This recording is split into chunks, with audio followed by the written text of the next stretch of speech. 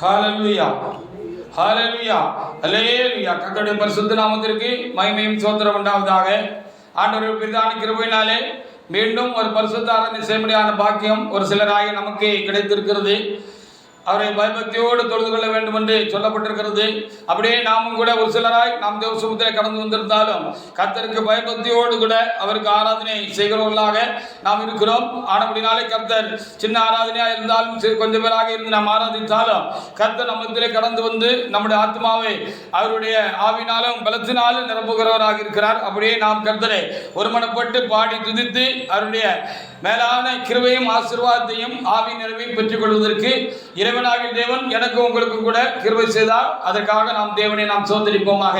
இப்பொழுதும் ஆண்டவர் சமூகத்தில் நாம் வார்த்தைகளை பெற்றுக்கொண்டு கேட்டு அந்த வார்த்தையினால் நம்முடைய ஆத்மாவை நிரப்பிக் கொள்கிற நேரமாக இது இருக்கிறது. அதற்காக என் ஆண்டவரை நான் சோதரிக்கிறேன். இந்த நாளுடைய வார்த்தைகளுக்காக நான் தேவ சமூகத்தில் காத்திருந்த பொழுது ஆண்டவராய் தேவன் எனக்கு தந்த வார்த்தை ஆதியாகம புஸ்தகத்தில் 1ஆம் அதிகாரத்தில் 1வது வசனத்தை தேவனாய் கர்த்தர் இந்த நாளுக்குரிய வார்த்தையாக அவைகளை கொண்டு நாம் கர்த்தருடைய காரியங்களை தியானிப்பதற்கு கர்த்தர் இந்த நாளில் பிரசங்க வாக்கியமாக தேவனாய் கர்த்தர் தந்திருக்கிறார். ஆதியாகம புஸ்தகத்தில் 1ஆம் அதிகாரத்தில் 1வது வசனத்தை தேவனாய் கர்த்தர் நமக்கு வார்த்தையாக தந்திருக்கிறார். அந்த வார்த்தையை எடுத்த தேவனுடைய பிள்ளை ஒருவர் எழுந்து நின்று அந்த வார்த்தையை வாசிக்கலாம். ஆதியாகம புஸ்தகத்தில் 1:1. ஆதியிலே தேவன் வானத்தையும் பூமியையும் சிருஷ்டித்தார் என்று சொல்லி எழுதப்பட்டிருக்கிறது. இந்த உலகம் தேவனால் உண்டாயிருக்கிறது. வானங்களும் வானாதி வானங்களும் இந்த பூமியும் தேவனால் கடவுளால் உண்டாக்கப்பட்டது என்று சொல்லி நாம் தெய்வ நம்பிக்கை உள்ளவர்களாக நாம் இருக்கிறோம் என்று சொல்லி பார்த்திருக்கிறார். அந்த கடவுள் என்ன செய்தாராம்? இந்த வானத்தையும் இந்த பூமியும் தேவனாய் கர்த்தர் ஆதியிலே அவர் என்ன செய்தாராம்? அவர் சிருஷ்டித்தார் அல்லது உண்டாக்கினார் என்று சொல்லி இங்கே நமக்கு இந்த வேத புஸ்தகத்தில் முதல் வாக்கியமாக நமக்கு எழுதி கொடுக்கப்பட்டிருக்கிறது.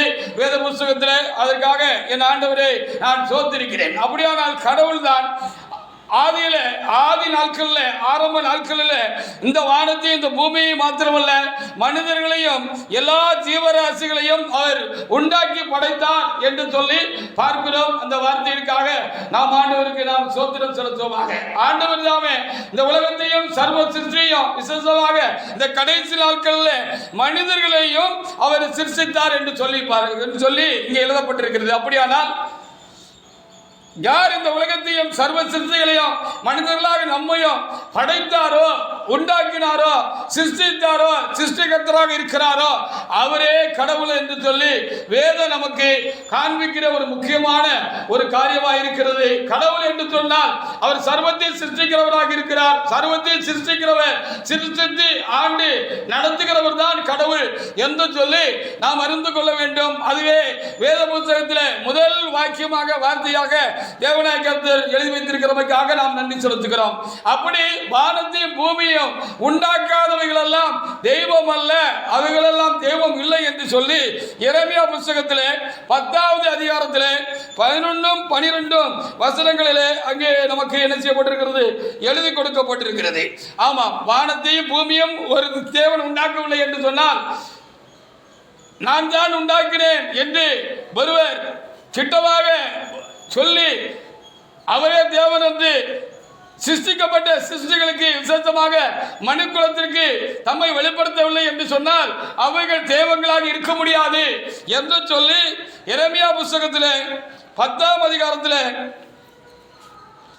11-12 வசனங்களிலே அங்கே எரேமியா தீர்க்கதரிசி அந்த கடவுளுடைய ஆவியினாலே அவர் எழுதி வைத்திருக்கிறார் என்று சொல்லி நாம் அங்கே பார்க்க முடிகிறது. அவைகளுக்காக நாம் ஆண்டவர் என்ன செய்யணும்? அதிகமாக நாம் சோத்திரிக்கிறோம். எரேமியா புஸ்தகத்தில் 10ஆம் அதிகாரத்தில் 11-12 வசனங்கள்ல இப்படி அங்கே அந்த ஆவியாகி கர்த்தர் ஆவியாக இருக்கிற அந்த கர்த்தர் அந்த கடவுள் தம்முடைய ஆவியினாலே தம்முடைய பக்தர் மூலமாக அங்கே வார்த்தையாக நமக்கு தந்திருக்கிறார். சர்வத்தை உண்டாக்கினவர் கடவுளாக இருக்கிறார். அவரை இன்றி வேற கடவுள் இல்லை என்று சொல்லி நாம் திட்டமாக அறிந்து கொள்ள வேண்டியது அவசியமாக இருக்கிறது. வாசிக்கலாம். வானத்தையும் பூமியையும் உண்டாக்காத தெய்வங்கள்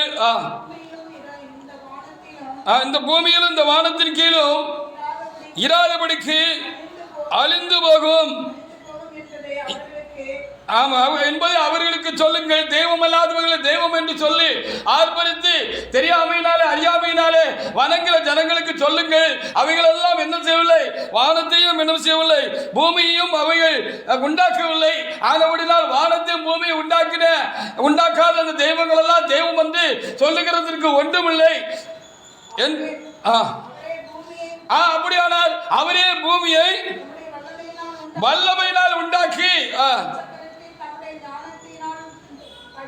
பூச்சகரத்தை தம்முடைய ஞானத்தினால் படைத்து வானத்தை யார் விரிச்சா, இந்த பூமியை யார் உண்டு பண்ணா, இந்த சர்வ சிருஷ்டியும் மனுக்குலத்தையும் உண்டு பண்ணினார் என்று சொல்லி உண்டு பண்ணினவரே என்ன செய்திருக்கிறார், நான் தாப்பா உண்டு பண்ணினேன், நான் தாப்பா கடவுள், நான் என்னை இல்லாமல் வேற கடவுள் இல்லை, வேற தெய்வம் இல்லை, அவைகள் எல்லாம் வானத்தை பூமியை உண்டாக்கவில்லை, வானத்தை பூமியை உண்டாக்காதவைகள் எல்லாம் தெய்வம் இல்லை என்று சொல்லி அவர் தம்முடைய ஆவியினாலே தம்முடைய பக்தர்கள் மூலமாக நமக்கும் இந்த உலகத்துக்கும் ஒவ்வொரு மக்களுக்கும் சர்வ சிருஷ்டிக்கும் எழுதி கொடுத்து விட்டு போயிருக்கிறார். கர்த்தரை அறிகிறதே அறிவு என்று சொல்லி வேத புஸ்தகத்தில் நம்முடைய வேதத்தில் ஒரு வார்த்தை இருக்கிறது. அப்போ மனிதர்கள் கர்த்தரை அறிந்து கொள்ள வேண்டும், சிருஷ்டிகர்த்தாவை அறிந்து கொள்ள வேண்டும் என்று சொல்லி வேதம் நமக்கு தெளிவாக நமக்கு காண்பிக்கிறது. எந்த மனிதனா இருக்கட்டும், நானா இருக்கட்டும், நீங்களா இருக்கட்டும், உலகத்திலே பிறந்த ஒவ்வொரு மனிதனும் தன்மை சிருஷ்டித்தவர், இந்த உலகத்தை சிருஷ்டித்தவர் இன்னார் என்று அவர்கள் என்ன செய்ய வேண்டுமா, ஆய்ந்து அறிந்து கொள்ள வேண்டும் என்று சொல்லி சொல்லப்பட்டிருக்கிறது. ஆனபடினாலே நான் வானத்தை உண்டாக்கினேன், நான் தான் உண்டாக்கினேன் என்று சொல்வதற்கு தேவனாய கர்த்தரை தவிர, கர்த்தராக இயேசு கிறிஸ்துவை தவிர வேறு ஒருவரும் இல்லை என்று சொல்லி நாம் அறிந்திருக்கிறோம், உணர்ந்திருக்கிறோம். அதற்காக நாம் ஆண்டவருக்கு என்ன செய்யணும், அதிகமாக நாம் நன்றி செலுத்துவதற்கு கடமைப்பட்டிருக்கிறோம். மனித வரலாறுகளை குறித்தும் இந்த உலகத்தை படைத்த காரியங்களை குறித்தும் பலவிதமான கதைகள் இன்றைக்கு அல்லதுபடியாக காரியங்கள் இன்றைக்கு பிற மதங்களிலும் பிற கொள்கைகளும் கோட்பாடுகளும் உள்ளவர்களால் இன்றைக்கு சொல்லப்பட்டிருக்கிறது என்பதை அதையும் நாம் அப்படியாக நாம் காதுகளால் கேட்டிருக்கிறோம். பிரம்மா இந்த உலகத்தை படைத்தார் என்றும் பிரம்மாவினுடைய தலையிலிருந்து பிராமணர்கள் தோன்றினார்கள் என்றும் அவர்களுடைய புஜத்தில் இருந்து அவர் தோள்களில் இருந்து சத்திரியர்கள் தோன்றினார்கள் என்றும் ஆளும்படியாக ராஜாக்கள் தோன்றினார்கள் என்றும் அவருடைய வயிற்று பகுதியில் இருந்து வைஷ்ணவர்கள் தோன்றினார் என்றும் அவருடைய கால் பகுதியில் இருந்து சூத்திரர்கள் உண்டானார்கள் என்றும் சொல்லுகிறது. அதை ருசிப்பிக்க, அதை ரூபிக்க ஒரு காரியமும் இல்லை என்று சொல்லி பார்க்கப்படுகிறது. ஆனால் தேவனுடைய வேதம் சொல்லுகிறது, மனிதர்கள் யாவரையும் தேவனாய் கர்த்தர் தம்முடைய ஒரே ரத்தத்தினால் இந்த பூமியில உண்டாக்கினார் என்று தெளிவுபட பரிசுத்த வேதாகமம் தான் இந்த கிறிஸ்தவர்களுக்கு எழுதி கொடுக்கப்பட்டிருக்கிறதான இந்த பரிசுத்த வேதாகமத்தில் தான் ரொம்ப தெளிவாக சொல்லப்பட்டிருக்கிறது. மனிதனை தேவனாய் கர்த்தர் ஒரே ரத்தத்தினாலே இந்த பூமியில உண்டாக்கி அவன் இந்த பூமியில பரவ செய்தார் என்று சொல்லி ரொம்ப தெளிவாக கர்த்தருடைய வேதம், இந்த பரிசுத்த வேதம் தான் சொல்லுகிறது. முரண்பாடு இல்லாமல் இருக்கிறது. அது ஒப்புக்கொள்ளக்கூடியதாக, அது அறிவுபூர்வமாக சரி என்று சொல்லக்கூடியதாக, விஞ்ஞான ரீதியாக நிரூபிக்கக்கூடியதாக இருக்கிறது. அவரே கர்த்தர், ஹல்லேலூயா, அவரே மெய்யான கடவுள் என்று சொல்லி வேதம் தெளிவாக சொல்லுகிறது. நாங்கள் உணர்ந்திருக்கிறோம், எல்லாரும் உணர்ந்து கொள்ளும்படியாக தேவனாய கர்த்தர் இப்படிப்பட்ட வார்த்தைகளை தருகிறார் என்று நான் எண்ணுகிறேன். அதற்காக ஆண்டவருக்கு நான் அதிகமாக ஸ்தோத்திரம் செலுத்துகிறேன். டார்வின் தியரி, டார்வின் கொள்கை என்று ஒரு கொள்கையும் இந்த உலகத்தில் நடமாடி கொண்டிருக்கிறது. மனிதன் பரிமாண தோற்றமுடையவன் என்றும் அவன் குரங்கிலிருந்து வந்தான் என்றும் அந்த டார்வினுடைய இந்த பரிமாண கொள்கை சொல்லுகிறது.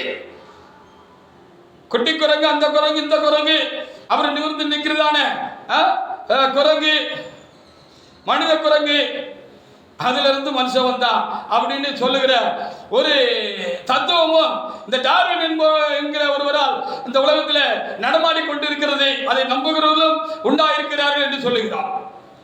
சரி, ஏன் குரங்கு அங்க வா அப்படின்னு ஒரு மனுஷனை கூப்பிட்டா, அப்ப குரங்குல இருந்து வந்த மனுஷனுக்கு நம்ம மூதையர்கள் தானே கூப்பிடுதாரு இருந்தாரு அப்படின்னு சொல்லி சந்தோஷம் தானே வரணும். ஏன் குரங்கு இங்க வான்னு சொன்னா ஏன் கோபம் வருது அப்படின்னு எனக்கு தெரியல. அப்ப இதுல இருந்து என்ன தெரிகிறது? மனிதன் குரங்கிலிருந்து அவன் என்ன செய்யவில்லை, உண்டாகவில்லை என்று சொல்லி நாம் அறிய முடிகிறது. அப்பா மனிதன் எதிலிருந்து வந்த, அப்பா மனிதன் எப்படி உண்டாக்கப்பட்டான் என்பதை பரிசுத்த வேதாகமம் மட்டும்தான் தெளிவாக சொல்லுகிறது. வாசிக்கலாம். ஆதியாகம புத்தகத்தில் 2ஆம் அதிகாரத்தில் 7வது வசனத்தில் அது ரொம்ப தெளிவாக மனிதனாய் நமக்கு எழுதி காண்பிக்கப்பட்டிருக்கிறது. அது உண்மை என்பதை அறிவுபூர்வமாகவும் நாம் ஒத்துக்கொள்ள முடியும். விஞ்ஞான ரீதியாகவும் அறிவியல் ரீதியாகவும் நாம் ஒத்துக்கொள்ள முடிகிறது. அது ஒத்து பார்க்கிற பொழுது ஒத்துக்கொள்ளுகிற ஒன்றாக இருக்கிறது என்று சொல்லி நாம் வேதத்தில் பார்க்கிறோம். ஆதியாகம புத்தகத்தில் 2ஆம் அதிகாரத்தில் 7வது வசனத்தை வாசிக்கலாம். மனுஷனை உண்டு பண்ணினவர் கர்த்தர், உலகத்தை உண்டு பண்ணுகிறவர் கர்த்தர், அவர் தான் கடவுள் என்று சொல்லுகிறார். ஒரு கடவுள் தான் உண்டு, ஒரே கடவுள் தான்.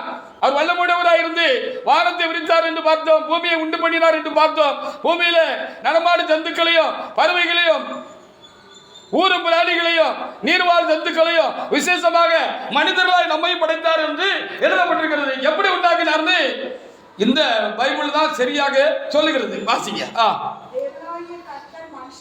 தேவனாய கர்த்தர் மனுஷனை பூமியில மண்ணிலே உருவாக்கி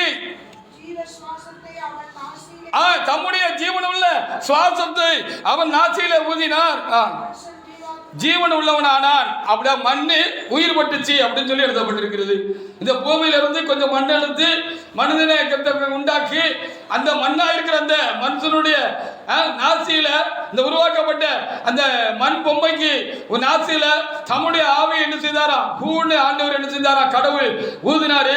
ஊதின பொழுது அவன் உயிர் உண்டாகி உயிருள்ள ஒரு மனுஷனாக எழுந்தான். அவனுக்கு பேர் ஆதி மனிதன், அவனுடைய பேர் ஆதாம் என்று சொல்லி வேத புத்தகத்தில் ரொம்ப தெளிவாக எழுதி கொடுக்கப்பட்டிருக்கிறது. அது எப்படி அப்பா மண்ணிலிருந்து மனுஷன் எப்படி உண்டாலாம் என்று சொல்லி எப்படி ஒத்துக்கொள்ள முடியும் என்று சொல்லி ஒருவர் கேட்பார் என்று சொன்னால், இந்த மண்ணில் என்னென்ன சாராம்சங்கள் இருக்கிறதோ, மண்ணில் என்ன தாதுக்கள் எல்லாம் இருக்கிறதோ அது எல்லாம் மனிதனுக்குள்ள இருக்கிறது அடக்கம்.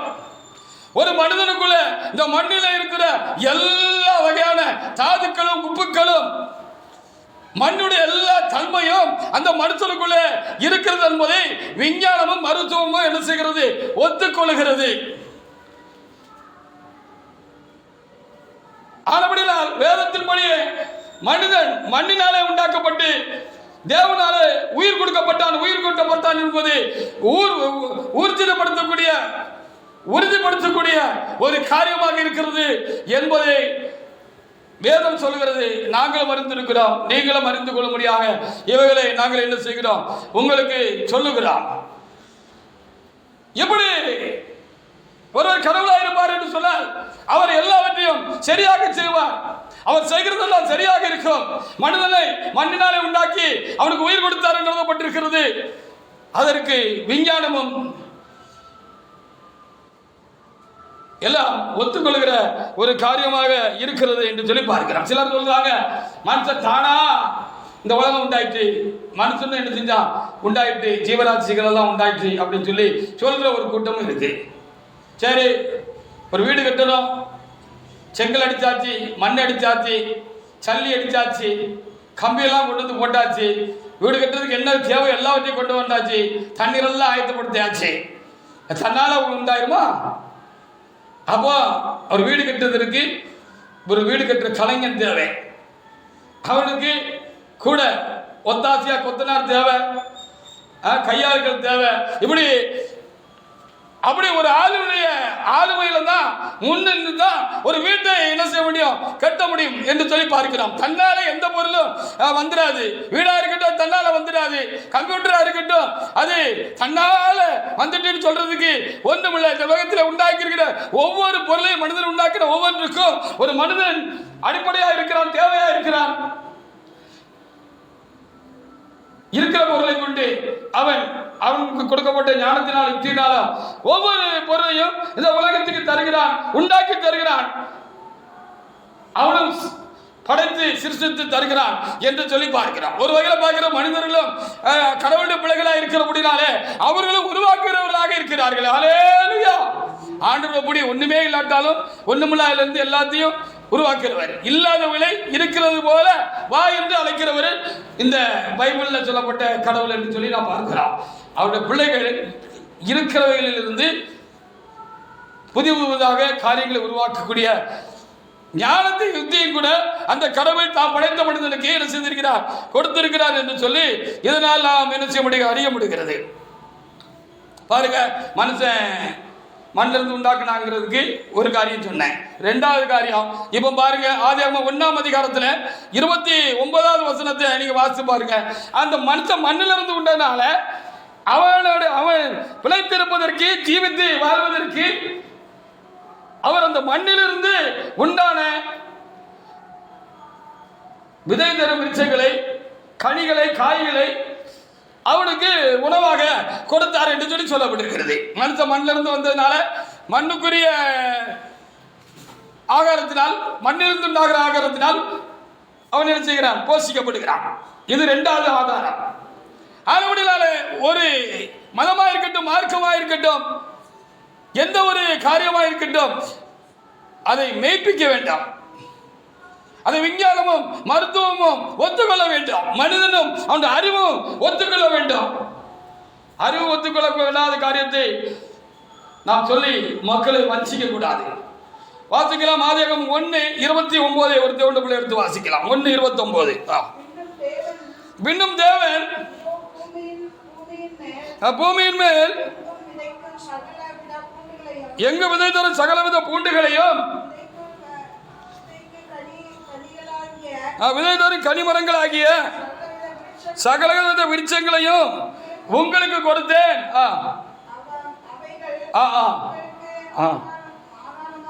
உங்களுக்கு ஆகாரமா இருக்கட்டும். அப்ப மண்ணில இருந்து மனுஷன் உருவானா, மண்ணுக்குரிய தன்மை எல்லாம் அவனுக்குள்ள இருக்குன்னு சொன்னேன். ஆதாரம் ரூபிக்கக்கூடிய காரியம். அவன் மண்ணிலிருந்து உண்டானால மண்ணிலிருந்து அவனுக்கு காய்கனிகளை உண்ணும்படியான ஒரு காரியத்தை கர்த்தர் என்ன செய்தார், அவனுக்கு கொடுத்திருந்தார் என்று சொல்லி கூட இந்த வேத புத்தகத்திலே தெளிவாக எழுதப்பட்டிருக்கிறது. இப்படி ருசிக்க முடியும், ரூபிக்க முடியும். ரூபிக்க முடியாத கட்டுக்கதைகளை என்ன செய்யக்கூடாது, ஜனங்கள் மத்தியில் பரப்பி விட்டு அவங்கள வேறு விதமாக நடத்துகிறது தெய்வீகமல்ல என்று சொல்லி நான் சொல்லுகிறேன். அப்படியெல்லாம் ருசிக்கப்பட வேண்டும். கடவுள் யார் என்று ருசிக்கப்பட வேண்டும். வானத்தையும் பூமியை உண்டாக்கினவர் தான் கடவுள் என்று பார்த்தோம். மனிதனை உண்டாக்கினவர் கடவுள் என்று பார்த்தோம். அந்த கடவுள் யார் என்று இன்றைக்கு மக்கள் அறிந்து கொள்வதற்கு பிரியப்பட வேண்டும், பிரயாசப்பட வேண்டும். எல்லாம் கடவுள் அல்ல என்று சொல்லியும் நாம் பார்க்கிறோம். அதற்காக நாம் ஆண்டவருக்கு நாம் சோத்திரம் செலுத்துவோமாக. பாருங்க, அதே ஆதியாகமம் புத்தகத்தில் 9வது அதிகாரத்தில் 3வது வசனத்தில் இப்படி எழுதப்பட்டிருக்கிறது. மனிதன் பாவம் செய்தபடினாலே அவன் கர்த்தர் நிமித்த லகுவான வாழ்க்கையை அவன் துறக்க வேண்டியதாகிவிட்டது. அவன் நெற்றி வேர்வை நிலத்தில் சிந்தி பாடுபட வேண்டும் என்கிற ஒரு சாபம் அவன் மேல் உண்டாயிற்று. அப்போ அதிகமான என்ன செய்யணும், சக்தி அவனுக்கு வேணும், கலோரி அவனுக்கு தேவை. அப்போ ஆண்டவர் பார்த்தாரு, அவர் இரக்கம் உள்ளவர். அவன் சங்கடப்பட்டு விடல, அவன் மேல அனுபவிச்சிருந்ததுனால அந்த கடவுள், அவனை உண்டாக்கின கடவுள், இந்த வேதத்தின் நாயகன், அவர் என்ன செஞ்சாராம், அவனுக்கு நிறைய சக்தி கிடைப்பதற்காக இந்த உணவு முறைகளையும் அவர் மாற்றினாரு அப்படின்னு சொல்லி இந்த புத்தகத்தில் எழுதப்பட்டிருக்கிறது. ஆதியாகமம் 9:3 வாசிக்கலாம். வாசிக்க. நடமாடும் ஜீவசத்துக்கள் யாவும் உங்களுக்கு ஆகாரமாய் கொடுக்கப்படுவதாக இருப்பதாக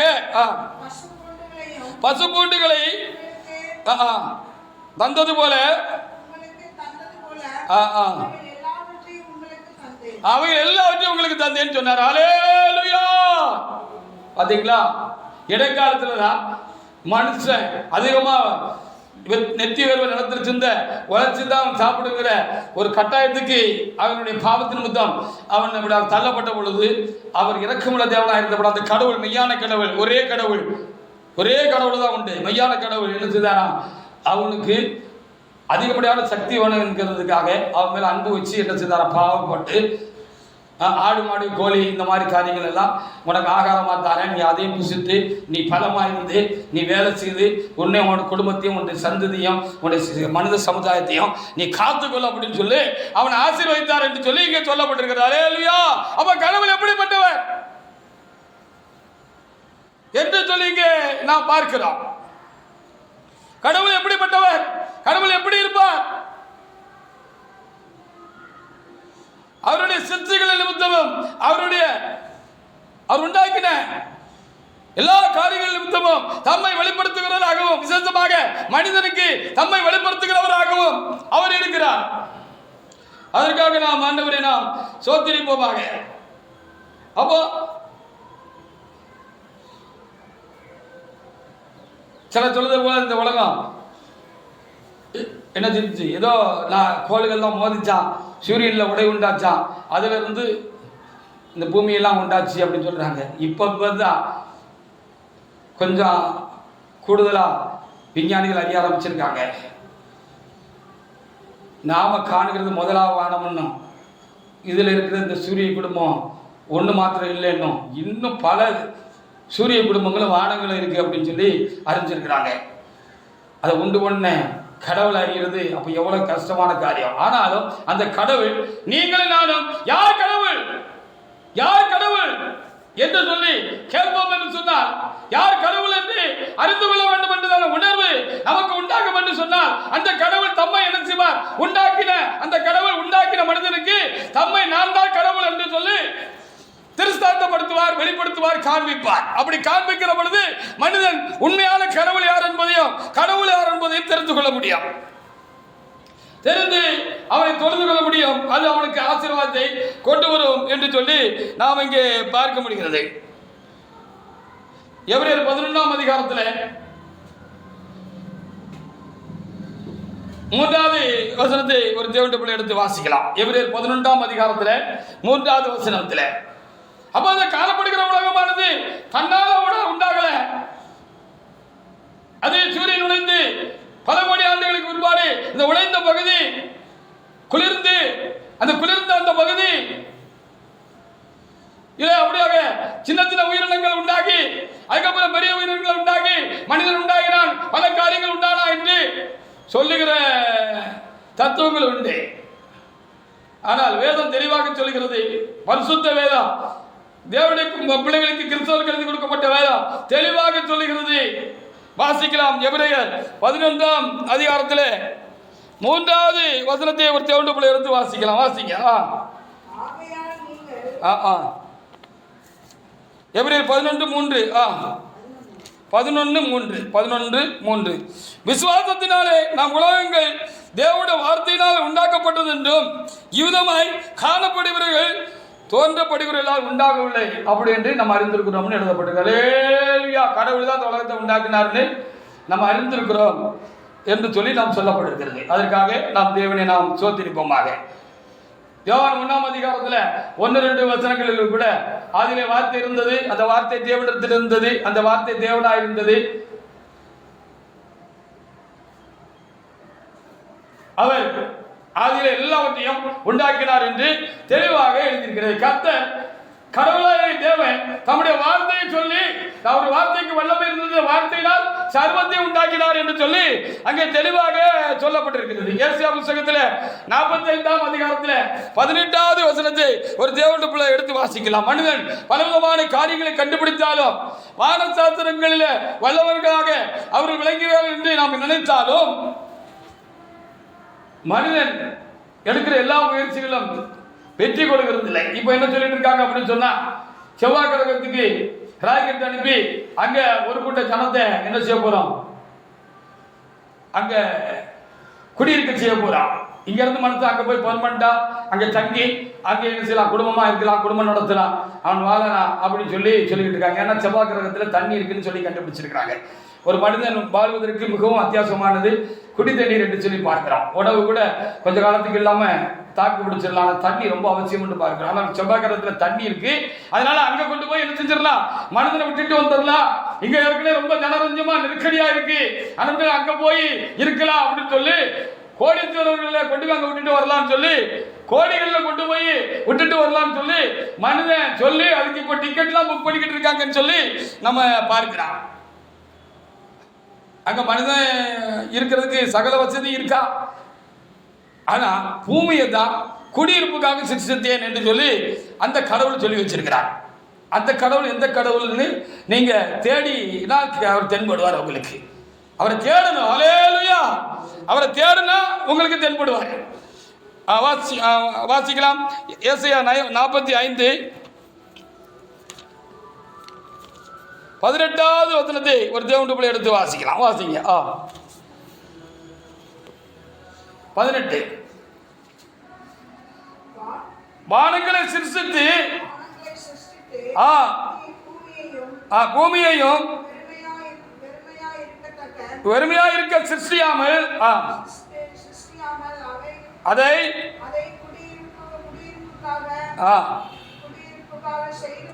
அதை குடியிருப்புக்காக செய்து படைத்து உருவேற்படுத்தின கர்த்தர். அவன் நான் தாப்பா கடவுள், வேற ஒருத்தர் இல்லை அப்படின்னு சொல்லி அவர் திட்டமா சொல்லார்.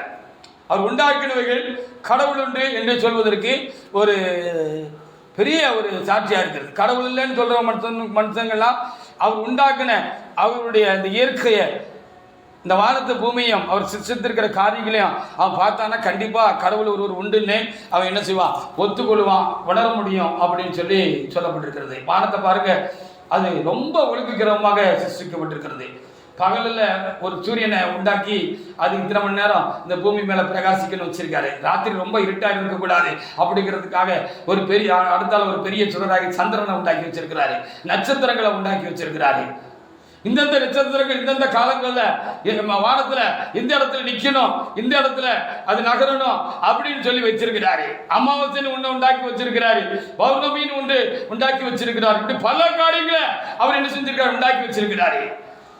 காலங்களை உண்டாக்கி வச்சிருக்கிறார்கள். சீதோஷ நிலைய பருவநிலைய அந்த கடவுளை உண்டாக்கி வச்சிருக்கிறாரு. கோடை காலம்னு ஒன்று வச்சிருக்காரு, குளிர்காலம்னு ஒன்று வச்சிருக்கிறாரு. அப்படி வசந்த காலம்னு ஒன்று வச்சிருக்கிறாரு, காற்றடி காலம்னு ஒன்று வச்சிருக்கிறாரு. இந்த காலத்துல இன்னது பூமியில விளையணும்னு சொல்லி அவர் என்ன செஞ்சாரு, வகுத்து வச்சிருக்கிறாரு. அவர் சொன்னபடியெல்லாம் இயற்கையெல்லாம் என்ன செய்கிறது, நிற்காம அந்தந்த காலத்துல அந்தந்த காரியத்தை செய்து அதனால மனுஷர்கள் என்ன செய்கிறார்கள், விளைப்பூட்டப்படுகிறார்கள். ஹல்லேலூயா. கர்த்தர் வானத்தை அடைச்சிட்டாரு சொன்னா எந்த ஒரு விஞ்ஞானியும் இந்த உலகத்துல மழையை உண்டு பண்ண முடியுமா?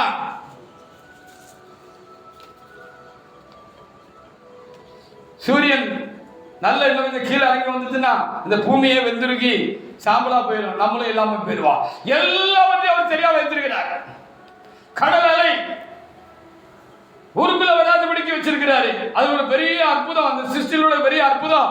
அந்த கடவுள் செஞ்ச காரியம் என்ன சொன்னா, நிலத்தினுடைய மட்டத்தை பூமியினுடைய மட்டத்தை காட்டிலும் இந்த கடல் மட்டம் உயரமா இருக்கு. நீங்க உயரத்துல இருந்து ஒரு தண்ணியை ஒரு பாலில் எடுத்து ஊத்தி பாருங்க, அது மேலே நிக்காது பார்ப்போம். தன்னால அது எரிஞ்சியும் தாழ்வா இருக்கிற இடத்தை நோக்கி ஓடும். ஆனா பூமி மட்டத்தை காட்டிலும் கடல் மட்டம் உயரமா இருக்கு. ஆனா அதற்கு அவர் எல்லையை வச்சிருக்கிறான்னு சொல்லி வேதத்தில் எழுதியிருக்கிறது. இம்மட்டு வா மிஞ்சி வராது என்று சொல்லி கடலுக்கும் அவர் கட்டளை போட்டு வச்சிருக்கிறார். ஹல்லேலூயா. அதனால கடல் அவருடைய வார்த்தையினால் அப்படி நிற்கிறது. இதெல்லாம் ஒரு ஆச்சரியமாக நாம் பார்க்க வேண்டிய ஒரு காரியம். மனுஷன் எத்தனையோ கண்டுபிடிப்புகளை கண்டுபிடித்தாலும் இறைவனுடைய காரியம் ரொம்ப ஒரு ஆச்சரியமான ஒரு காரியம். அதற்காக நாம் ஆண்டவருக்கு நாம் நன்றி செலுத்துவோம். அப்ப இப்ப நாம் பார்த்தது போல இந்த ஏசாயா 45:18 நம்ம பார்த்தது போல பூமி தான் மனிதனுக்கு குடியிருக்கிறதுக்கு ஏற்றதுன்னு சொல்லி அதை மனிதனுக்காக உண்டாக்கி சகலத்தையும் மனுஷனுக்காக அதில் உண்டாக்கி வச்சிருக்கிறார். நீ எந்த கிரகத்தில் போனாலும் நீ அங்கே போய் இங்கே மாதிரி சுகமா என்ன செய்ய வாழ முடியாது. அதுக்கு குடியிருப்புக்காக உண்டாக்கப்படவில்லை. அவைகள் செவ்வாய்க்கிரகமாக இருக்கட்டும், ஒவ்வொன்றும் ஒரு நோக்கத்தோடு தேவனால் அது படைக்கப்பட்ட ஒன்றாக இருக்கிறது என்று சொல்லிதான் நாம் அறிய வேண்டியதாக இருக்கிறது. அதற்காக நாம் ஆண்டவருக்கு நாம் என்ன செய்யணும், அதிகமாக நாம் ஸ்தோத்திரம் செலுத்துவோமாக. அப்போ முதல் மனிதன் ஆதாம் தான். ஆதாமுக்கு முன்பாக மனிதர்கள் இந்த உலகத்தில் இல்லை. அதை நான் வளர்க்கிறேன். ஆதியாகமம் 2ஆம் அதிகாரத்தில் ஆதியாகமம் 2:8 ஒரு தேவனுடைய பிள்ளை எடுத்து வாசிக்கலாம். ஆதியாகமம் 8 ஒரு தேவனுடைய பிள்ளை எடுத்து வாசிக்கலாம். முதல் மனிதன் ஆதாம் தான். ஆதாமுக்கு முன்பாக இந்த உலகத்திலே மனிதர்கள் இல்லை.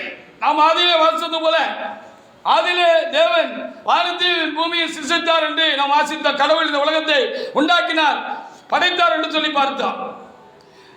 அந்த உலகம் தோன்றி பல கோடிக்கணக்கான ஆண்டுகளாயிருக்கிறது. அதில் கர்த்தர் மனிதனுக்கு முன்பாக அந்த ஆதாமாகிய அந்த மண்ணிலிருந்து உருவாக்கப்பட்ட அந்த மனிதனுக்கு முன்பாக அநேக சிருஷ்டிகள் உண்டாயிருந்திருக்கிறார்கள். அவர்கள் காலங்களில் அழிந்து போயிருக்கிறார்கள், அழிக்கப்பட்டிருக்கிறார்கள். அதற்கு வேதத்தில் நிறைய ஆதாரங்கள் உண்டு, சமயங்கள் இல்லை இப்பொழுது அவைகளெல்லாம் கூர்ந்து கவனிப்பதற்கு, ஆழ்ந்து கவனிப்பதற்கு. ஆனால் முதல் மனிதன் ஆதாம் தான். மனிதன் யார் என்று சொல்லி பார்க்கிற பொழுது அவன் ஆதாம் தான். ஆதாமும் ஆதாமுக்கு பின்பாக இந்த உலகத்தில் இருக்கிற மனிதர்களாக நாமும் தான் மனிதர்கள். ஆதாமுக்கு முன்பாக மனிதன் இல்லை. வாசிங்க. தேவனாய கர்த்தர் கிழக்கே ஏதேன் ஒரு தோட்டத்தை உண்டாக்கி தான் மண்ணினால் உண்டாக்கின மனுஷனை அங்கே கொண்டு வச்சார் அப்படி சொல்றப்போ, அப்போ ஆதாமுக்கு முன்னால மனுஷன் கிடையாது என்று வேதம் தெளிவாக சொல்லுகிறது. அப்போ இன்னைக்கு அகழ்வாராய்ச்சிக்காரர்கள் இந்த பூமியை தோண்டி அநேக காரியங்களை ஆராய்ச்சி செய்கிறவர்கள் 10,000 வருஷத்துக்கு முன்பாக 20,000 வருஷத்துக்கு முன்பாக உள்ள மனித எலும்புக்கூடுகளை அவர்கள் கண்டெடுக்கிறார்கள். அல்லது படிவங்கள் பாறையிலே படிந்திருக்கிறதை அவர்கள் கண்டுபிடித்து 10,000 வருடத்துக்கு முன்பாக 20,000 ஆண்டுகளுக்கு முன்பாக இருந்த மனிதர்கள் இவர்கள் என்று சொல்லுகிறார்கள். நான் சொல்கிறேன், அவர்கள் மனிதர்கள் இல்லை. வேதத்தில் அதற்கு ஆதாரம் இருக்கிறது. ஆதாம் தான் முதல் மனிதன். மனிதன் என்று பெயரிடப்பட்டு மனுஷர்கள் என்று பெயரிடப்பட்டு அழைக்கப்பட்டது ஆதாமும். ஆதாமுக்கு தேவநாயகத்தை துணையாக அவனுடைய விழாவிலிருந்து உண்டு பண்ணின மனுஷமே மனிதர்கள். அவர்களுடைய வித்துக்களாக பிறந்திருக்கிற நாம் தான் மனிதர்கள். அப்படியான மனித எலும்புக்கூடுகள் கண்டெடுக்கப்பட்டது 20,000 ஆண்டுகளுக்கு முன்பாக, 10,000 ஆண்டுகளுக்கு முன்பாக என்று சொல்லப்படுகிறது. என்ன என்று சொல்லி அதற்குரிய விளக்கமும் இந்த பரிசுத்த வேதாகமத்தில் மட்டும் இருக்கிறது. அதற்காக ஆண்டவரை நான் சோத்திருக்கிறேன். ஆதியாகம புத்தகத்தில் 6ஆம் அதிகாரத்தில் 4வது வசனத்தில் அது எங்கே எழுதி கொடுக்கப்பட்டிருக்கு. அப்படியானால் அவர்கள் இப்பொழுது இருக்கிற மனிதர்கள் சராசரியாக 4, 5, 6 அடி 6 அடி உயரம் உள்ளவர்களாகத்தான் இருந்திருக்கிறார்கள். இப்போ வர வர மனுஷன் புத்தியும் குறுக்கிட்டு போகுது, அவனுடைய உருவமும் அவனுடைய உயரமும் கூட என்ன செய்கிறது, வர வர இந்த கடைசி நாட்களில் குறுக்கிட்டே போகுது என்று சொல்லி பார்க்கிறோம்.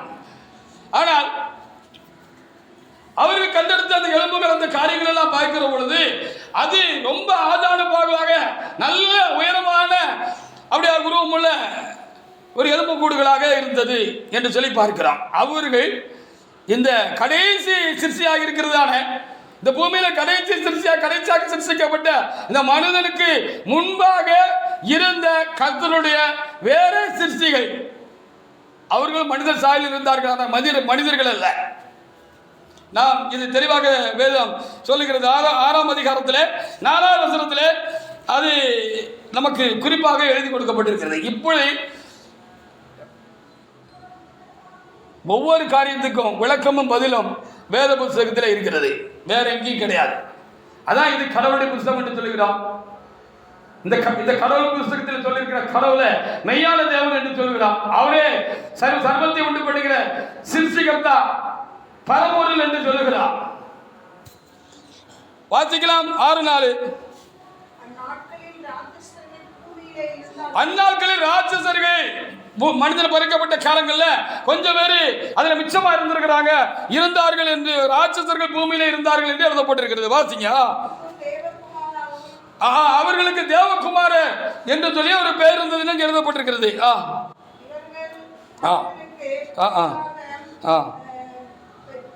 பிள்ளைகளை பெற்ற போது பெயர் பெற்ற பலவான்கள் ஆனார்கள் என்று எழுதப்பட்டிருக்கு. அப்போ முதல் மனுஷன் ஆதாம் தான்.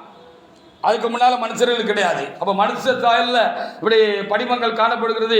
எலும்பு கூடுகள் இருந்தோம். அது 10,000 வருஷத்துக்கு முன்பாக உள்ளது, 20,000 வருஷத்துக்கு முன்பாக உள்ளது. இன்றைக்கு ஆராய்ச்சியாளர்கள் அதை கண்டுபிடிக்கலாம் என்று சொன்னால் அவங்க மனுஷன் இல்லைங்கிறத நம்ம புரிஞ்சுக்கணும். ராட்சதர்கள் என்று சொல்கிறதானே, தேவகுமார் என்று சொல்கிறதானே, மனிதர்களை காட்டிலும் பெரிய உருவம் உடையவர்கள் மனித தோற்றத்திலே அன்றைக்கு இருந்தார்கள். அவர்கள் மனித பிறவி அல்ல. அப்ப இந்த மனுஷன் உண்டாகி, ஆதாம் உண்டாகி 6000 ஆண்டுகள் ஆகுதுன்னு சொல்லி கணக்கு சொல்லுது. அதுக்கு ஆதாரம் இருக்கு வேதத்துல. முதல் மனுஷன் 900 வருஷம் இருந்தா ஆதாம். அவனுக்கு அடுத்தடுத்து சந்ததிகள் 900, 800, 700, 600, 300, 120. இப்ப கடைசியாக 60, 70, 50 வந்து ஆயுசு நாளுக்கு குறி நிற்கிறாங்கன்னு சொல்லி பார்க்கிறோம். இப்படி அந்த ஆதாம் முதல் அவர்கள் வாழ்ந்த வருஷங்கள் எல்லாம் கணக்கிட்டு இப்ப கொண்டு வந்து பார்க்கிற பொழுது மொத்தம் நம்ம காலத்துல சுமாரா 6000 ஆண்டுகள் ஆச்சு இந்த மனுஷன் உண்டு பண்ணப்பட்டு. அதுக்கு முன்னாடி இருந்தவங்க மனுஷன் இல்லைங்கிறத மனசுல நிறுத்திக்கோங்க. அதுக்கு ஆதாரம் இந்த பைபிள்ல தான் இருக்கு, வேற எங்கேயும் இல்லை. அதனால்தான் இது கடவுளுடைய வேதம் என்று சொல்லப்பட்டிருக்கிறது, சத்திய வேதம் என்று இதுக்கு சொல்லப்பட்டிருக்கிறது. இது குறிப்பிட்டிருக்கிறது கடவுள் என்று நிச்சயமாக சொல்ல முடிகிறது. அதற்காக ஆண்டவரை நாம் சோதரிப்போமாக.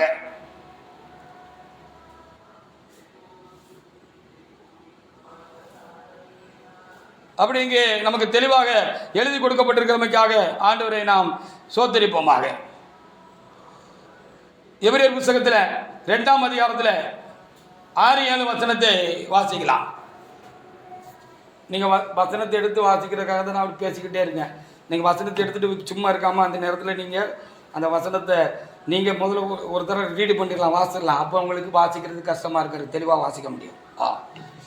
அப்போ பாருங்க, அங்கே எபிரேயர் புத்தகத்தில் 2ஆம் அதிகாரத்தில் 6-7 எழுதப்பட்டிருக்கிறது. நீங்கள் அவரை தேவதூதர்கள் அவருக்கு பேர் இருந்துச்சான். அது பரலோகத்தில் உள்ள தேவதூதர்கள் பூமியில் மனுஷனுக்கு முன்பாக சிருஷ்டிக்கப்பட்ட ஒரு விசேஷத்த சிருஷ்டிகளாக அவர்கள் இருந்திருக்கிறார்கள். அவர்கள் மனுஷ தாயில தான் இருந்திருக்காங்க.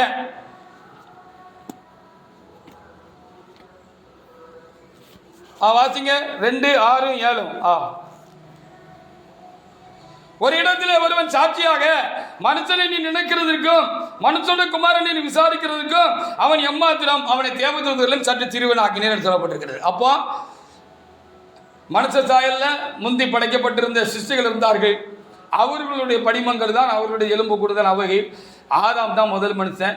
அந்த முதல் மனுஷன் உண்டாகி கர்த்தருடைய கிருபையினாலே நீ பருகி பெருகி பூமியை நிரப்புன்னு சொன்னதுனால இன்னைக்கு போதும்னு சொல்கிற அளவுக்கு, குடும்ப கட்டுப்பாடு பண்ணுங்கன்னு சொல்கிற அளவுக்கு உலகம் முழுவதும் மனிதர்கள் என்ன செய்திருக்கிறார்கள். கர்த்தருடைய அந்த வார்த்தையினாலே, ஆசீர்வாதத்தினாலே அவர்கள் பெருகி இருக்கிறார்கள். நாம் தான் மனிதர்கள், நமக்கு முன்னே மனுஷங்க என்ன செய்ய கிடையாதுன்னு இந்த வேதம் நமக்கு என்ன செய்கிறது ரொம்ப தெளிவாக நமக்கு காண்பிக்கிறது. அதற்காக நான் ஆண்டவரை நான் சோத்தரிக்கிறேன். அப்போ ஆரம்பத்தில் ஒரே கடவுள் வழிபாடு தான் இருந்துச்சு அப்படின்னு வேத புத்தகத்தில் எழுதப்பட்டிருக்கிறது. அப்போ பல கடவுள்களை மனிதன் கற்பனையினால் உண்டாக்கி கொண்டான். கற்பனையினால் உண்டாக்கி கொண்டவைகள் எல்லாம் கடவுள் அல்ல, மனித எண்ணங்களால் உண்டாக்கப்பட்டவை, மனித யுக்தியினால் உண்டாக்கப்பட்டவை எல்லாம் கடவுள் அல்ல. கடவுள் ஒருவர் தான். அந்த மனிதனையும் சர்வ சிருஷ்டியையும் படைத்த கடவுளை ஆதி நாட்களில் தொழுது கொண்டார்கள். ஒரே கடவுளை தான் தொழுது கொண்டார்கள் என்று சொல்லி இந்த வேதம் தெளிவாக காண்பிக்கிறது. அதற்காக ஆண்டவரே நாம் சோதரிப்போமாக, அந்த கடவுளுக்கு நாம் சோத்திரம் செலுத்துவோமாக. ஆதியாகமம் 4:26 ஒரு தேவட்டப்படி எடுத்து வாசிக்க. ஆதியாகமம் 4:26.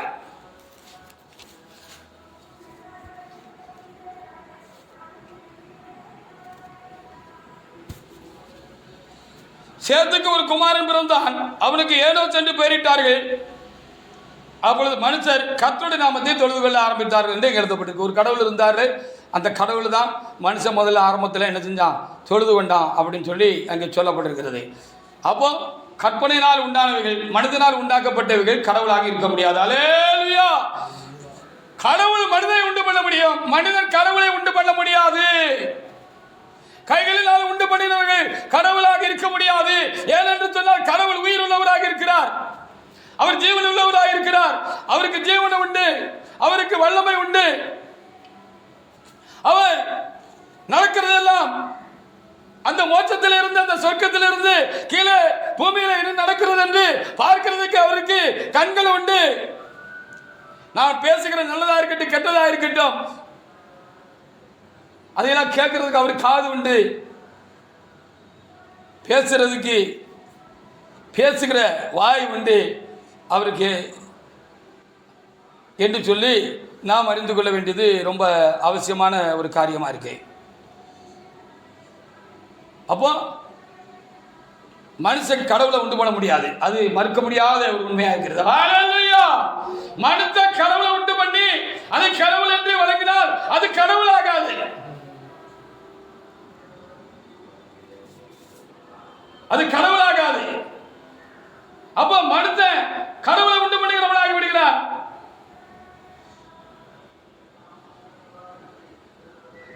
இவன் சித்தி கர்த்தாவாகி விடுகிறார்.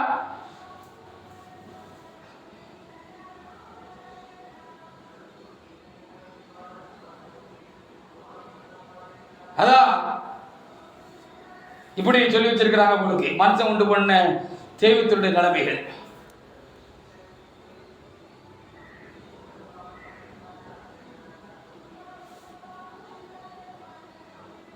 மந்திரங்கள்லாம்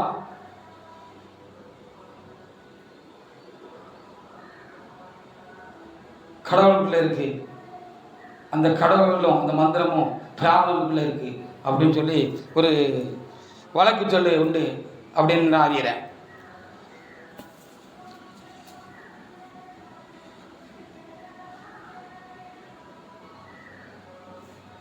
மந்திரம் கடவுளுக்குள்ள அடக்க, கடவுளும் காரியங்களும் மந்திரமும் பிராமணனுக்குள்ள அடக்கம் என்று சொல்லப்பட்டிருக்கிறது. அப்போ கடவுள் ஒரு மனுஷனுக்குள்ள கைக்குள்ள அடங்கி இருக்க முடியுமா அப்படின்னு சொல்லி பார்த்தா, அப்போ அது எப்படி கடவுளா இருக்க முடியும்?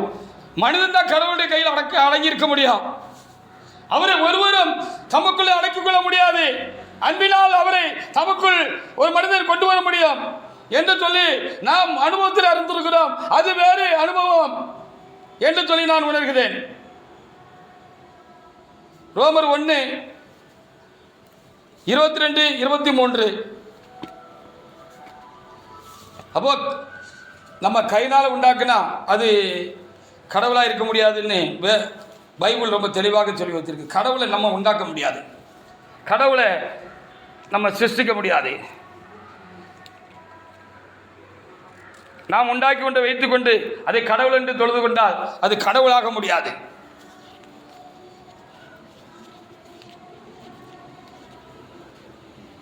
அது நம்முடைய தவறான நம்பிக்கையாக இருக்க முடியும் என்று அது உண்மையாக இருக்க முடியாது.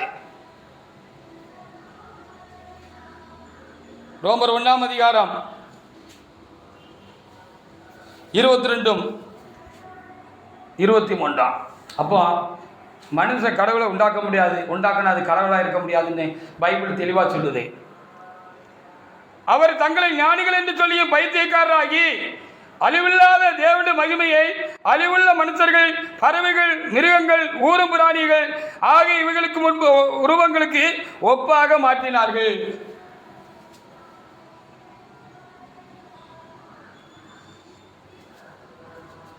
25ஆம் வசனத்தை நீங்க வாசி பார்த்தீங்கன்னா, தேவனுடைய சத்தியத்தை அவர்கள் பொய்யாக மாற்றி, உண்மை என்ன? கடவுளை மனிதனை உண்டாக்கினார், அவர் எங்கு வியாபித்திருக்கிறார், அவர் கடவுளாக இருக்கிறார். அவர் மனிதனையும் தான் படைத்த எல்லாவற்றையும் அவர் ஆண்டு நடத்துகிறார். அவர் சர்வ வியாபியாக இருக்கிறார், அவர் பரம்பொருளாக இருக்கிறார், எங்கும் நீக்கமர நிறைந்திருக்கிறார். அவருடைய வல்லமையினால் இந்த உலகம் இயங்கிக் கொண்டிருக்கிறது. அவர் கிருபையினால் அவரே கடவுள் என்று அறியும்படியான பாக்கியம் மனிதனுக்கு உண்டு. மற்றபடி நம் உண்டாக்குறதெல்லாம் தெய்வமாக இருக்க முடியாது என்று தெளிவாக வேதம் சொல்கிறது. தேவனுடைய சத்தியத்தை அவர்கள் பொய்யாக மாற்றி சிருஷ்டிகரை தொழுது சேவியாமல் கும்பிட வேண்டியது படைத்தவரை. அவங்களே உண்டாக்கிட்டு ஒரு சிருஷ்டியை உண்டாக்கிட்டு அவரை தொழுது சேவித்தார்கள். அது தப்பாயிருக்கு அப்படின்னு சொல்லி இந்த வேதம் என்ன செய்கிறது?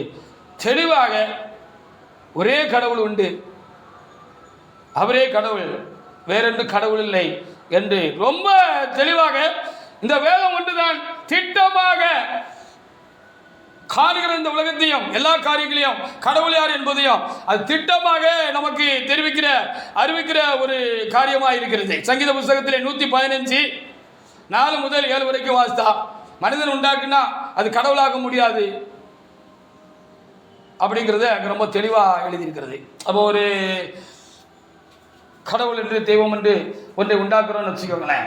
உண்டாக்குனா அது பேசணும் தானே, அது கேட்கணும் தானே, அது பார்க்கணும் தானே, அது முகரணும் தானே, அது நடக்கணும் தானே, அது கையை கால அசைக்கணும் தானே, நமக்கு கொடுக்கறதுக்கு அது கை நீட்டி கொடுக்கணும் தானே. அப்படி கொடுத்தா தான் அது கடவுள். நாமே நடக்கிறோம், பேசுகிறோம், முகர்றோம், உணர்றோம், நமக்கு சக்தி இருக்கிறது, வல்லமை இருக்கிறது, நாம் நடப்பிக்க முடியாத காரியங்கள் நமக்கு கையளிக்கப்பட்டிருக்கிறது என்று சொல்லி பார்க்கிறோம். அப்படிப்பட்ட நமக்கு தெய்வமாக இருக்கிறதுக்கு நம்ம காலத்தில் அது வல்லமை உள்ளதாக ஒன்றாக, ஒரு சூப்பர் பவர் உள்ளதாக அது இருக்கணும்.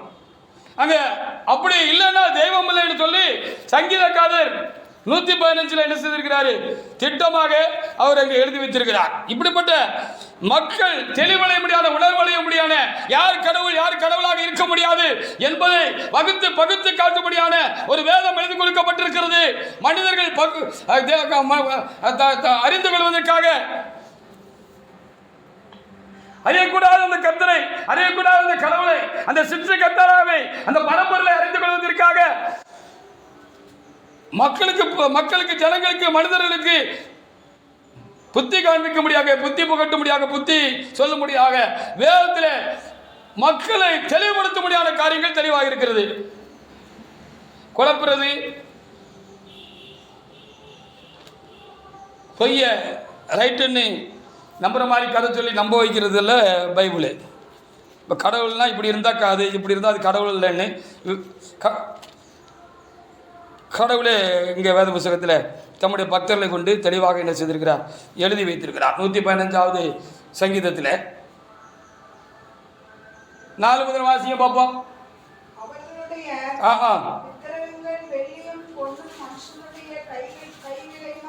அவருடைய விக்கிரங்கள் வெள்ளியும் பொன்னும் மனுஷனுடைய கை வேலையுமாக இருக்கிறது. மனுஷன் உண்டாக்கப்பட்ட ஒன்றா இருக்குது. சிலைகள், விக்கிரங்கள் சிலைகள் என்று அர்த்தம். அவைகளுக்கு வாய் இருக்கு, உண்டு பண்ணி இருக்கிறாங்க. மனுஷன் உண்டு பண்ணது ஆனா பேசாது. கண் இருக்கு ஆனா காணாது. அது காது இருக்கு ஆனா கேட்காது. மூக்கு இருக்கு ஆனால் எந்த வாசனையும் அது நுகராது. கை இருக்கு, அது நீட்டி எதையும் தொட முடியாது. கால் இருக்கு, நடக்க முடியாது. தங்கள் தொண்டையால் சத்தம் விடவும் மாட்டாது. சத்தம் போட்டு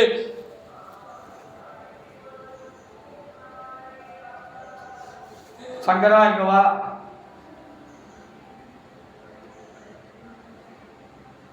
மீனாட்சி இங்க வா, காமாட்சி இங்க வா, சுகாசினி இங்க வா, பெரிய கருப்பா இங்க வா, சின்ன கருப்பா இங்க வா அப்படின்னு கூப்பிட முடியாது. கண்டிப்பாக அது கடவுளாக இருக்க முடியாதுன்னு மனிதனுக்கு தெளிவுபடுத்துகிறது பைபிளாகத்தான் இருக்கிறது. ஹல்லேலூயா.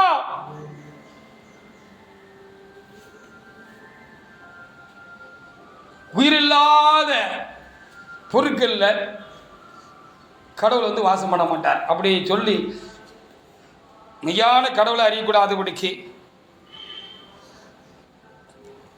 ஏதேனில் புகுந்த சர்ப்பம் மனிதர்களை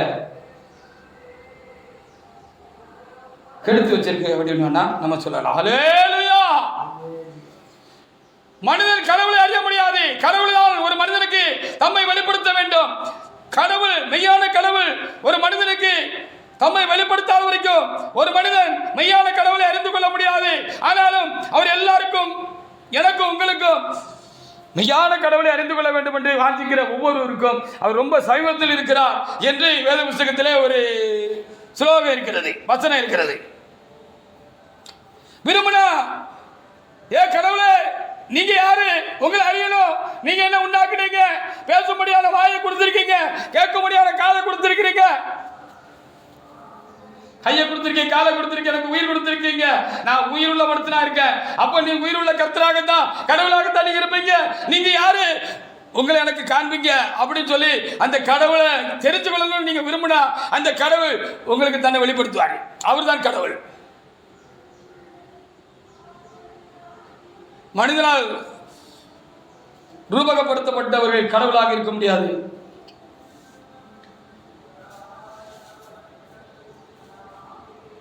அந்த கடவுள் உங்களுக்கு தம்மை வெளிப்படுத்துவார். அந்த கடவுள் எனக்கு வெளிப்பட்டு இருக்கிறார், இங்க இருக்கிற ஜனங்களுக்கு வெளிப்பட்டு இருக்கிறார். உலகத்தில் எல்லா ஜாதிகளுக்கும், ஜனங்களுக்கும், எல்லா மதக்காரர்களுக்கும், எல்லா கொள்கை கோட்பாடு உள்ளவர்களுக்கும் கடவுள் இல்லை என்று சொல்லுகிற மனிதர்களுக்கும் அந்த மையான கடவுள் தம்மை வெளிப்படுத்தி இருக்கிறார். ஹல்லேலூயா! அவர் கர்த்தராகிய இயேசு கிறிஸ்துவாக இருக்கிறார். அவர் இந்த உலகத்தில் 2000 ஆண்டுகளுக்கு முன்னாக தம்மை மனுஷனாக இந்த உலகத்தில் தம்மை வெளிப்படுத்தினார். மனுஷ சாயலாக வந்த அவர் ஒரு அவதார புருஷராக இருக்கிறார். அவர் வருகிறதுக்கு முன்னம் இந்த உலகத்தில் இருந்தார் என்று சொல்லி நாம் பார்க்க வேண்டியதாக இருக்கிறது.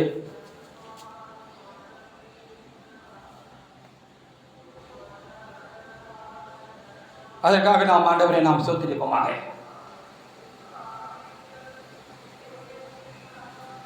பெரியாருடைய தீகா கட்சியை பற்றி நமக்கு எல்லாருக்கும், தமிழர்களாக நம்ம எல்லாருக்கும் அதிகமாக தெரியும் சொல்லி நம்ம அறிந்திருக்கிறோம்.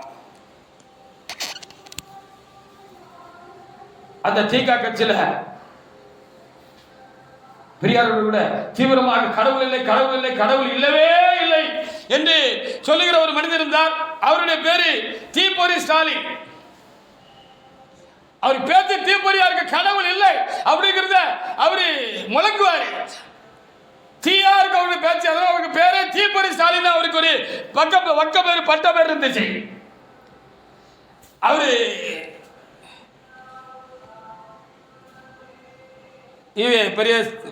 பெரியசாமி நாயக்கருக்கு ஒரு வளர்ப்பு பிள்ளை மாதிரி இருந்தார். அவர் கொள்கையை, கடவுள் என்கிற கொள்கையை தீவிரமா பரப்புகிறதா இருந்தார். ஒரு நாள் சென்னையில அவர் கடவுள் இல்லை, கடவுள் இல்லவே இல்லை என்று எழுதுவதற்காக அவர் எழுந்தார். ஒரு உயர்ந்த அப்படியாக ஒரு பில்டிங்ல ஏறி பெருசா அதை எழுதுறதுக்காக கடவுள் இல்லை, இல்லவே இல்லை என்று எழுதுவதற்காக அவர் கையில பெயிண்டையும் பெருசையும் காரியங்களையும் எடுத்துக்கிட்டு அந்த உயர்ந்த அந்த செவுத்து மலை ஏறி அப்படி எழுத போடும் பொழுது கர்த்தரா இயேசு கிறிஸ்து அவரை சந்தித்தார் என்று சொல்லி அவருடைய சாட்சிகள் விளங்கப்படுகிறது. அப்போ அங்கே அந்த எழுத போன அந்த உயர்ந்த அந்த செவுத்துல பைபிள் வசனங்கள், நானே கர்த்தர் என்று இயேசு கிறிஸ்து அவருக்கு வெளிப்பட்டு எழுதின அந்த வசனங்கள் அங்கே அவர் கண்ணுக்கு அப்படி பிரத்யட்சமாக அதில் காணப்பட்டது. அப்படி காணப்பட்ட பொழுது அவர் அப்படியே என்ன செய்தார், நான் போன நோக்கத்தை விட்டுட்டு அப்படியே இறங்கிட்டார். நானே உலகத்துக்கு மெய்யான ஒளியா இருக்கிறேன்.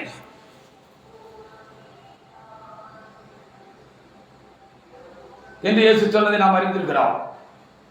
அப்புறம் அவரு இயேசுதான் கடவுளை அறிஞ்சுக்கிட்ட பொழுது கடவுள் உண்டு, அந்த கடவுள் இல்லை என்று தீவிர பிரச்சாரகராக இருந்த அந்த மனிதனை தேவனாக கர்த்தராக இயேசு கிறிஸ்து தாம் கடவுள் என்பதை அவருக்கு காண்பித்து, தானே கடவுள் என்பதை காண்பித்து அந்த கடவுளை ஊர் ஊர பறைசாற்ற ஒரு பெரிய பிரசங்கியாக அவர் மாறிட்டாரு. அவருடைய பிரசங்கத்தை நானும் தூத்துக்குடியில கிறிஸ்தவ மார்க்கத்துக்கு வந்த ஆரம்ப காலங்களில் இருக்கிற ஒரு 2 நாட்கள்ல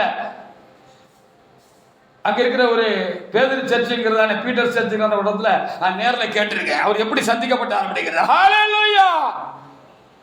கடவுள் தம்மை வெளிப்படுத்துவார், தம்முடைய ஜனங்களுக்கு தம்மை வெளிப்படுத்துகிறார். முன்குறிக்கப்பட்டவர்களுக்கு தம்மை வெளிப்படுத்துகிறவராக இருக்கிறார்.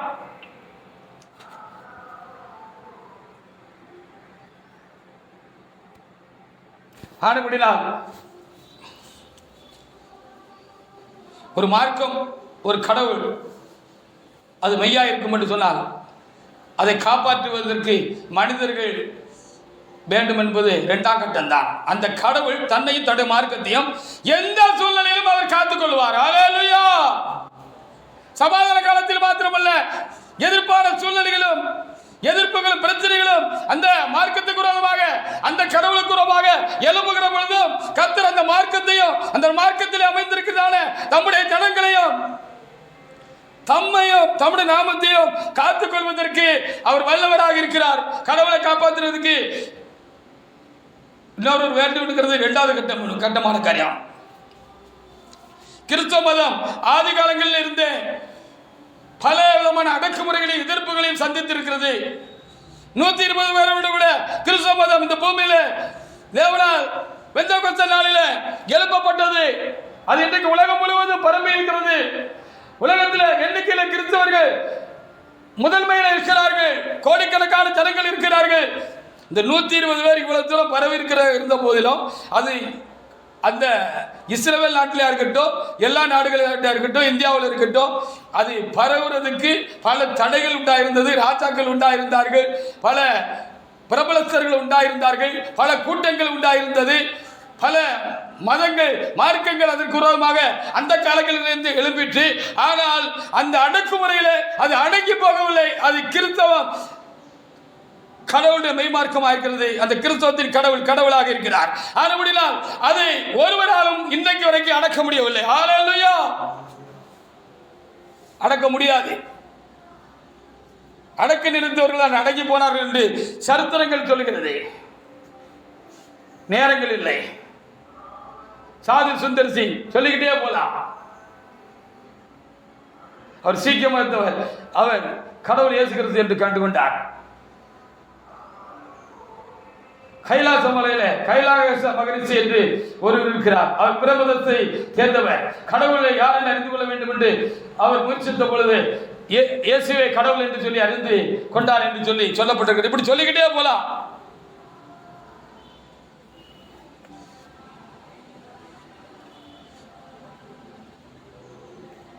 சமயங்கள் இல்லை. அப்பா இந்த காலத்திலும் கிறிஸ்தவத்துக்கு இந்தியாவில் நெருக்கடி உண்டாயிருக்கலாம். அது அந்த காலத்திலும் உண்டாயிருச்சு. அந்த காலத்திலையும் அந்த நெருக்கடி மத்தியிலும்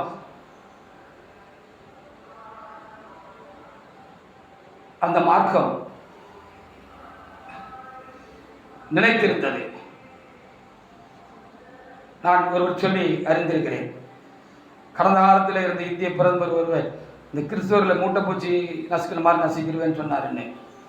ஆனால் அவர் தான் கடைசியில் கஷ்டமாகி போனாருன்னு சரித்திரம் சொல்லுகிறது என்று நான் சொல்லி அறிந்திருக்கிறேன்.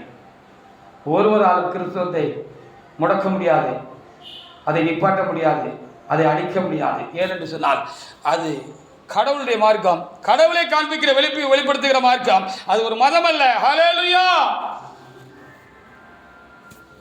அவரே மெய்யான கடவுளாக இருக்கிறார். அந்த கர்த்தராகிய இயேசு கிறிஸ்துவே. அப்போஸ்தலர் 5ஆம் அதிகாரத்தில் 38-39 வசனத்தை நீங்க வாசித்து பாருங்க. ஆதியிலே நான் சொன்னது போல இந்த மார்க்கம் எழும்பின பொழுது, இந்த கடவுளுடைய நாமம் பிரசங்கப்பட்ட பொழுது, அறிவிக்கப்பட்ட பொழுது எதிர்ப்புகள் எழும்பத்தான் செஞ்சது, அடக்குமுறைகள் உண்டாகத்தான் செய்தது. ஆனால் அவைகள் எல்லாம் அடக்கி அவருடைய நாமம் இந்த பூமியில உயர்ந்தது. அவரே கர்த்தர் என்று இன்றைக்கு எல்லாரும் உணரத்தக்கதான காரியங்கள் உண்டாயிருக்கிறது. பாருங்க, இந்து வீடுகளில் கூட இயேசுநாதர் படத்தை வச்சிருப்பாங்க. அவங்க சாமிகளுக்கு மத்தியில் அவங்களுக்கு ஒரு நம்பிக்கை இருக்கு, ஒரு வல்லமுள்ள ஒரு கடவுள் அப்படின்னு. இன்னும் அவர்கள் வாஞ்சித்தால் அவரே கடவுள் என்பதையும் அவர்கள் அறிந்து கொள்ள முடியும். அப்போஸ்தலர்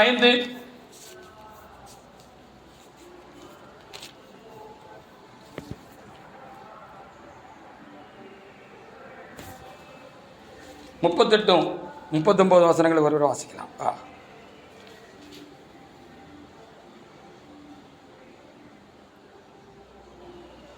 எப்பொழுது நான் உங்களுக்கு சொல்லுகிறது என்னவென்றால், இந்த மனுஷருக்கு ஒன்றும் செய்யாமல் இவர்களை விட்டுவிடுங்கள். இந்த யோசனையும் இந்த கிரியும் மனுஷரால் உண்டாயிருந்தால் ஒளிந்து போகும். மனுஷரால் உண்டாக்கப்பட்ட ஒரு காரியமாக இருந்தால் அது ஒளிந்து போகும்.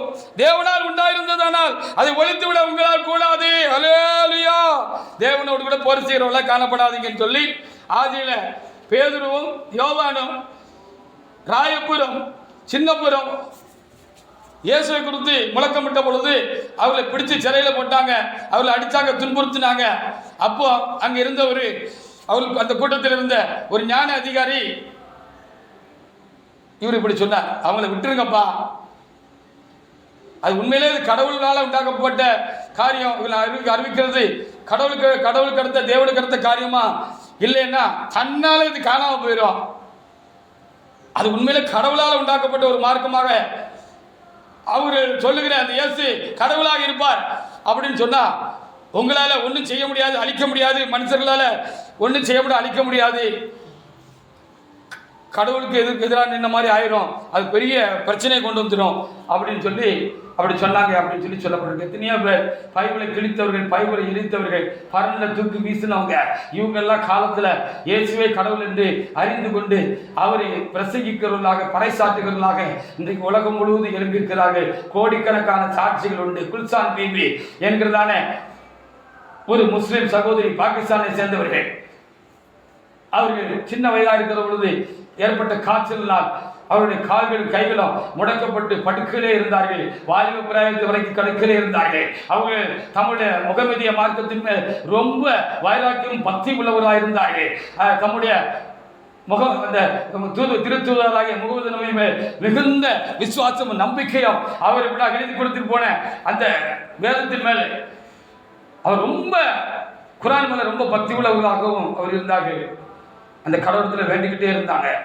ஆனாலும் விடுதலை கிடைக்கல. ஒரு நாள் அந்த வேதத்தில் ஒரு பகுதியை வாசித்தாங்க. ஈசா நபின்னு ஒருத்தர் இருந்ததாகவும் அவர் சில அற்புதங்கள் அடையாளங்களை சேர்ந்ததாகவும் அங்கே எழுதப்பட்டிருந்துச்சு. அப்போ இந்த நபி யாருன்னு அவங்க அறிய முடியாத ஒரு காரியத்தை வச்சாரு. இயேசுவை தான் அங்கே ஈசா நபி என்று இங்கே எழுதப்பட்டிருக்கிறது. அப்போ இந்த ஈசா நபி எனக்கு சொல்ல கொடுப்பாரா அப்படின்னு சொல்லி அந்த ஈசா நபியை அறிஞ்சுக்கணும் அப்படின்னு சொல்லி அதிகமாக அவங்க என்ன செஞ்சாங்க, தம்முடைய தியான வேலைகளில் தியானிக்க ஆரம்பிச்சாங்க. அப்போ ஒரு நாள் ஒரு சத்தம் கட்டுச்சு, மகளே நான் தான் இயேசு, நான் உன்னை எழுந்து நடக்கத்தே இருந்து ஒரு அசரி சத்தம் உண்டாயிற்று. சத்தம் உண்டான பொழுது இன்னும் நம்பிக்கை துளிர்விட்டது. அந்த நம்பிக்கையோடு கூட பல வருடங்களாக அவர் காத்திருந்தார்கள். ஆனால் பல வருடங்களாகியும் அந்த சத்தம் கேட்டபடி தன்னால் எழுந்து நடக்க முடியல. வழங்காத காலுக்கு பலம் கிடைக்கல. மிகுந்த ஒரு வருத்தமான சூழ்நிலை இருந்தாங்க. இனி நம்ம இருக்கிற விட சாகலாம் அப்படின்னு இருக்கிற பொழுதுதான் ஒரு ராக்காலத்தில் அந்த ஈசா நபி, அந்த இயேசுவானவர், இதெல்லாம் ரொம்ப பிந்தின காலத்தில் இல்லை, 2000 வருடத்தில் ஆரம்ப காலத்தில் இல்லை, கடந்த காலங்களில் இந்த 19ஆம் நூற்றாண்டில் 1900 காலங்களில் நடந்த ஒரு காரியமாக இருக்கிறது. அவருக்கு அவர் தரிசனமாகி இருக்கிறார் அந்த இயேசு. ஹல்லேலூயா! ஆசின பொழுது அவர் உள்ளமெல்லாம் பரவசமாகிவிட்டது. 12 அப்போஸ்தலர்கள் கூட அவருக்கு அப்படி ஒரு காட்சி கொடுத்திருக்கிறார். அவர் எல்லாரையும் காட்டிலும் நல்ல உயரமாகவும் மிகுந்த தேஜஸ் உள்ளவராகவும் நல்ல பிரகாசம் உள்ளவராகவும் அவர் இருந்திருக்கிறார். உள்ளமெல்லாம் உருகி இருக்கிறது. அப்பொழுது எழுந்து நில் என்று அவர் ஒரு வார்த்தை சொல்லி இருக்கிறார். மகளே குல்சான் பீபி எழுந்து நில் அப்படின்னு சொல்லி இருக்கிறார். ஹல்லேலூயா! அவருக்கு எழுந்து நின்று அந்த கால்கள் சுகமாகி அந்த கைகளை நல்லாகி நடக்க ஆரம்பிச்சு அவருக்கு ஜீவனில் சாட்சியாக இருந்தது மாத்திரமல்ல, அவங்க ஒரு புஸ்தகம் எழுதியிருக்கிறாங்க. தம்முடைய வாழ்க்கை சரித்திரத்தை ஒரு புஸ்தகமாக எழுதியிருக்கிறார்கள். அந்த புஸ்தகத்தில் இந்த காரியங்கள் என்ன செய்யப்பட்டிருக்கிறது, நமக்கு வரைந்து கொடுக்கப்பட்டிருக்கிறது. இருளிலிருந்து வெளிச்சத்தை காண்படியாக செய்தார் என்று சொல்லி இந்த அம்மா அந்த காரியங்களை குறித்து ரொம்ப எழுதுறாங்க. வாசிக்கிறவங்களுக்கெல்லாம் ஒரு உத்வேகத்தை கொடுக்கிற காரியமாக இருக்கிறது என்று சொல்லி நான் இருந்திருக்கிறேன். அதற்காக நான் ஆண்டவருக்கு அதிகமாக நான் சோத்திரிச்சிருக்கேன். அப்படி நான் தேவசபத்தில் கடந்து வந்திருக்கிறார்னவர்களே, நீங்கள் மாத்திரமல்ல, இந்த வார்த்தை கேட்கிற ஜனங்களை, கடவுள் ஒருவர் உண்டு, ஒருவரே கடவுள்.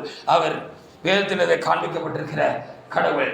அவரது கடைசி நாட்களில் தம்மை மனிதர்களுக்கு வெளிப்படுத்தும்படியாக கர்த்தராகிய இயேசு கிறிஸ்துவாக இந்த உலகத்திலே வந்தார். மனிதர்களுக்காக அவர் அவர் பாவங்களுக்காக சிலுவையில் அடிக்கப்பட்டு அந்த ஒரே கடவுளை விட்டு பிரிந்த மனநிலையோடு பிரிந்த ஒரு வாழ்க்கை வாழ்கிற மனிதர்களை அந்த ஒரே கடவுளோடு சேர்த்து வைக்கும்படியாக அந்த கடவுள் மனிதனாக வந்து தம்மோடு அந்த மனிதர்களை சேர்த்து கொள்ளும்படியாக அவர் சித்தம் கொண்டார். அந்த கடவுள் எனக்குள்ளாக உங்களுக்குள்ளாக இது கேட்கிற ஒவ்வொருக்குள்ளாக வருகிற பொழுது அந்த மனித ஆத்மாவில் உண்டாகிற வெறுமை நீங்கி அங்கே ஒரு நிறைவுண்டாகிறதை காண முடியும். வேறு எந்த கடவுளை நீங்கள் கடவுளை நம்பி நீங்கள் கும்பிட்டாலும் அந்த வெறுமையை யாராலையும் என்ன செய்ய முடியாது, அந்த காரியத்தை மாற்ற முடியாது என்பதற்கு நாங்களும் சாட்சிகளாக இருக்கிறோம். இந்த உலகத்தில் அநேக சாட்சிகள் இருக்கிறார்கள், வாழ்ந்து முடித்தவர்கள், வாழ்ந்து கொண்டு இருக்கிறவர்கள் இருக்கிறார்கள். ஆனபடினால் அவர் கடவுள், கர்த்தராகிய இயேசு கிறிஸ்து கடவுள், அவரே கடவுள், அவரே தேவன், அவரே என்று வேறு தேவன் இல்லை என்பதற்கு அநேக ஆதாரங்களும் காரியங்களும் உண்டு. இன்றைக்கும் இந்தியாவிலும் இந்த கிறிஸ்தவ மார்க்கத்துக்கு விரோதமான காரியங்கள் எழும்பியிருக்கிறது. மனிதர்கள் எழும்பியிருக்கிறார்கள். அடக்கி போடலாம் என்று நினைக்கிறார்கள், அடங்கி விடுவார்கள் என்று எண்ணுகிறார்கள், அழித்து விடலாம் என்று எண்ணுகிறார்கள். நடக்கப் போகிறதில்லை. தேர்தல் முடிந்திருக்கிறது.